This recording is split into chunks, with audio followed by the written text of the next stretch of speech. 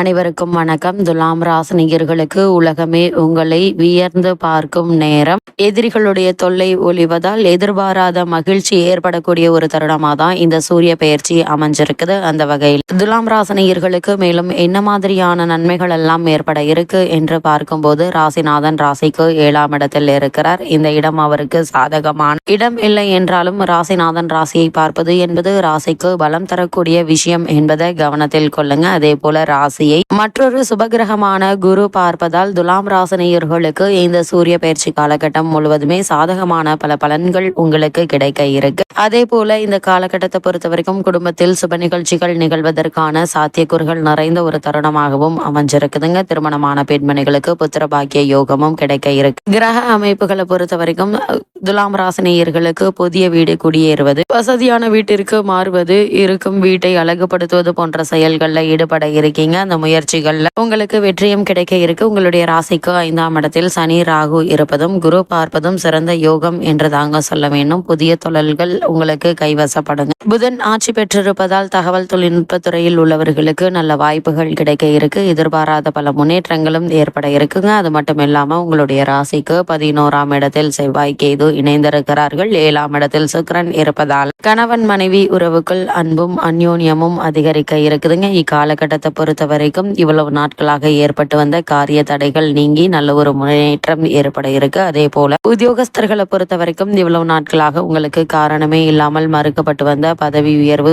ஊதிய உயர்வு, உத்தியோகத்தில் கிடைக்க வேண்டிய சலுகைகள் ஆகியவற்றை தற்போது நீங்கள் தாராளமாக எதிர்பார்க்கலாம் என்பதை கிரகங்களுடைய சஞ்சார நிலைகள் தெளிவாகவும் உறுதியாகவும் எடுத்துக்காட்டுதுங்க. உங்களுடைய ராசிக்கு 11ஆம் இடத்தில் செவ்வாய் கேது இணைந்திருக்கிறாங்க. 7ஆம் இடத்தில் சுக்கிரன் இருப்பதால கணவன் அல்லது மனைவி உடல்நிலையில கவனமாக இருங்க. சிறு உடல் உபாதை என்றாலும் கூட உடனே மருத்துவரிடம் அணுகி அதற்கான சிகிச்சை எடுத்துக்கொள்வது நல்லது. துலாம் ராசினியர்களுக்கு கிரக நிலைகளின் ரீதியாக கூறப்படும் பரிகாரம் என்ன என்று பார்க்கும்போது, மாலை விளக்கேற்றி நரசிம்மரை வணங்குங்க. எண்ணற்ற நன்மைகள் உங்களுடைய வாழ்வில் ஏற்படும்.